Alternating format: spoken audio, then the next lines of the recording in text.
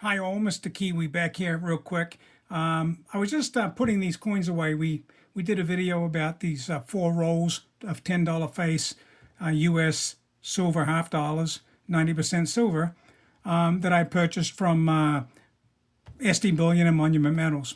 And while I was just stacking them up to put them into tubes, I noticed something that I've noticed many times before, and we've talked about before, but it just was pretty stark this time, and I thought it would be a good little follow-up video. You probably can't see it in your view here, but this stack of Kennedys is, if I can tell the difference between the height at the top of the stack, it's almost a full quarter thickness difference in height in the two stacks. In fact, I'll do this. If I drop that coin on there, you can see almost a full coin's difference in height of the stack. And actually, this is a roll of Franklin's. This is a roll of Walking Liberties. And even there, the Walking Liberties are even lower than that stack of Franklin's. And this stack of Franklin's is also higher.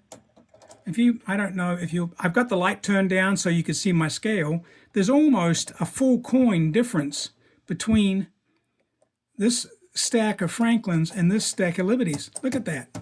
That is almost a full coin difference. So almost uncirculated, circulated, heavily circulated, and you can see the difference, and this is where we talk about losing silver weight. So I just thought I'd weigh them real quick. So let's take the Kennedys, and spoiler alert, 90% silver, US half dollars, should weigh 250 grams. It's the most accurate way we can weigh them. And look at that, exactly 250 grams. I bumped the table when it dropped down a little bit, or it thought about it. But anyway, 250 on the nose. And these are the newest, least worn, and a full coin higher in stack. Let's grab the next. This is a stack of Franklin's. Stack of Franklin's on here. And we're 1 gram down. So even though there's nearly a full height difference, a full coin width difference between this and this, there's only 1 gram divided over 20 coins, right? 1/20th of a gram per coin. Not significant in any manner. 1/20th of a gram is probably more than most coins lose in average circulation from wear. So that's pretty inconsequential. It's just interesting that it made that much difference in the height of the stack. Now let's take the Walking Liberties, which were the lowest stack, and let's look at the weight of those.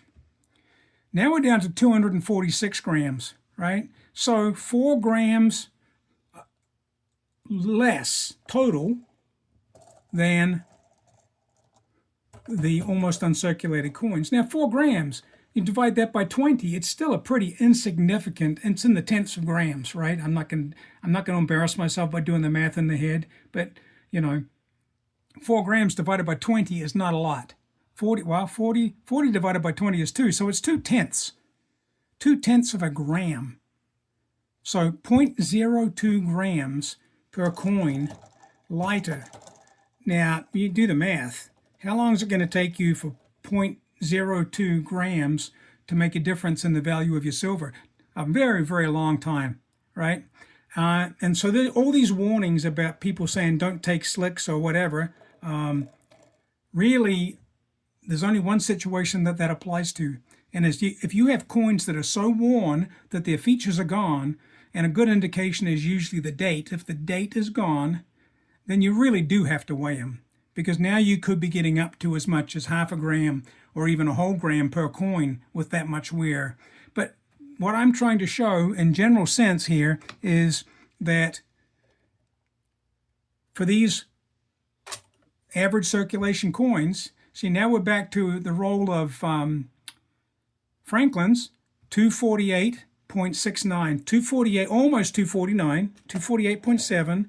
The first stack, I think, if I remember correctly, was 249, 249.4, 248.99. So only about 2/10 of a gram difference between this stack of Franklin's and this stack of Franklin's. And the Liberties, the Walking Liberties, were a little bit less. But overall, even though the stacks are all different heights, it didn't make that much difference in the weight. Now, I have a theory about that. I think the newer coins, what actually wears is the rims. So if we take a look at this, and we'll try and get this to focus. If I can, I don't know if I'm going to be able to show it. You can see the rim is the highest piece of the coin. Now what happens is, it's not the thickness of the coin that has changed. Come on, focus. It's just the thickness of the rim. So as these things are sliding around in people's pockets, or their hot little hands, what's wearing off is the rims, not so much the whole face of the coin. So my theory is, and this is just my theory, but maybe it's been said by others, it's actually the reason for the difference in the height of the stack is not that they weigh different. It's just that the first thing to go is the rims. And in fact, we'll get this random Walking Liberty here. And I don't know, I think you can see there that that rim is much lower than